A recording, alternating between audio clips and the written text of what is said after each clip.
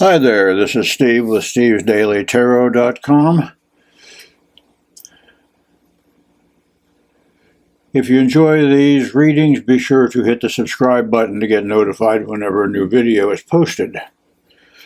Today is not particularly a reading, it is my rambling about how to develop a sacred space for tarot reading. So let's start with that.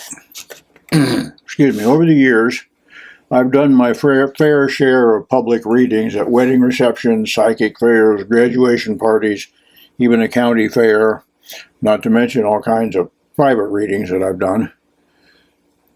Since I now do my readings almost entirely with my spirit guides, at this point I prefer to use a quiet, private, sacred space that makes it easier for me to connect with them and easier to control the energy. Many of my clients come in with some very personal questions, and the privacy factor is important to them. A space where both the reader and the client can feel safe and relaxed is important. So the question is, how do you go about setting up a sacred space? So first, let's talk about the types of space. The first would be a physical space, represented by pentacles. This is the physical surroundings where you are doing your reading. It may be in a New Age bookstore, your home office, or outdoors in a park. It doesn't really matter where it is. What needs to happen is that both you and the client should feel comfortable in that space. If it's indoors and not a park, you can decorate the space with objects that enhance the energy. Tarot images, they make these big flags with the tarot images on them. Stones, crystals, candles, as you see in front of you. Incense or any items that have happy memories for you. These all work well. Once your space is established, be sure to keep it energetically clean by regularly smudging it. You can use incense or you can use smudge sticks. You may wish to rearrange the furniture once in a while to break up any of the stale energy that may be floating around there. I personally prefer to read in an outside office space versus my home. Now, this is a personal preference, and I do it that way since I was consistently getting clients showing up at my door when I used to read from my house. And they'd show up at 11 o'clock at night or 1 o'clock in the morning because I have this problem and you have to help me. Now it's an outside office and my home address stays private and I don't get clients showing up unannounced. Personal preference. Next is the mental space, represented by swords, of course. Are both you and the client in the correct headspace to give and receive a reading? As the reader, are you grounded and connected to your guides, or are you stressed and upset over some personal issue that makes you unable to focus on the client?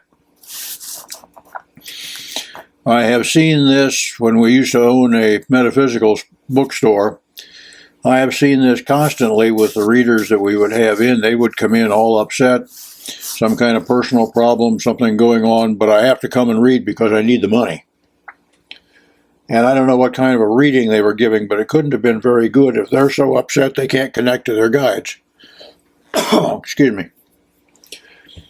Is your client angry or upset? Now, for a client to come in that way is sometimes normal. If they do come in upset, if they do come in angry, it's your job to help them ground so they can be open to hearing the advice you're about to give them. When both you and the client are focused and ready for the reading, it will go a whole lot better. I would have some grounding exercises for the client, maybe lead them in a short meditation if they are so upset, because it's hard to focus, it's hard to get a reading on their energy when they're that upset. All you can get is a static.